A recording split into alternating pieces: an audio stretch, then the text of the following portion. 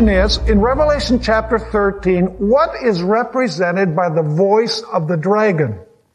Because the book of Revelation says that this second beast that rises from the earth has two horns like a lamb. In other words, it has these two kingdoms separate from one another, full civil and religious liberty.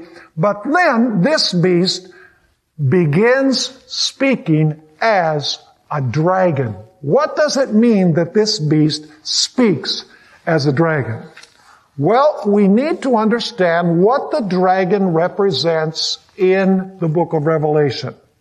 And I'm going to go through this quickly because we don't have time to read all of the Bible verses. But the best place to understand the meaning of the dragon is in Revelation chapter 12. And I'm just going to give you the picture. We don't have time to look it up right now, but I'm going to give you the picture of what we find in that chapter.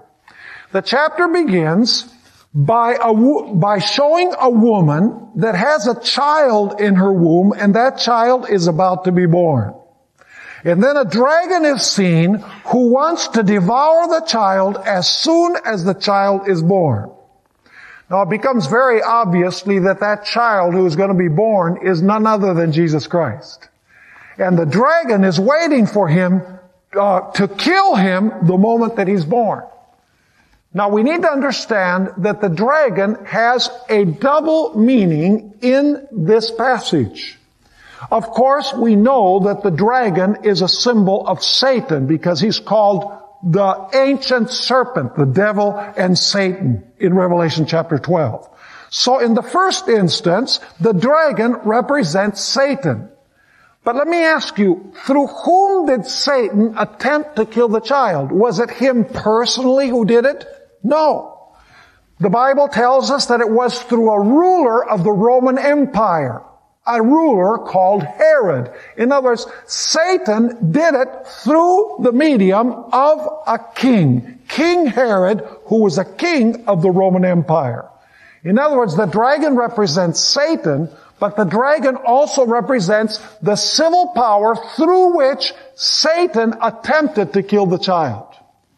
Then you find there in Revelation chapter 12 that the woman, after the child is born and the child goes to heaven, he's caught up to God and to his throne, the Bible tells us that the woman has to flee to the wilderness for 1,260 years. We've encountered that prophecy before, haven't we?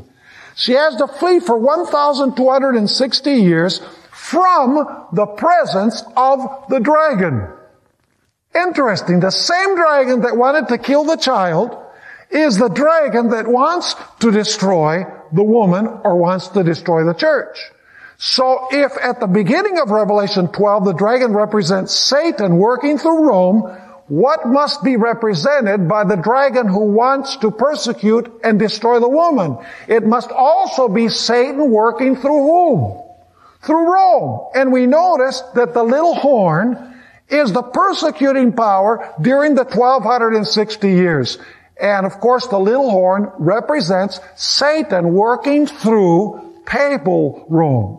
So in other words, the second stage, the dragon trying to destroy the woman, is Rome. The first stage, when the dragon wants to destroy the child, is Rome. So let me ask you, when this beast that rises from the earth has two horns like a lamb, but it speaks like a dragon, it must mean that it speaks like Satan, but it also speaks like whom?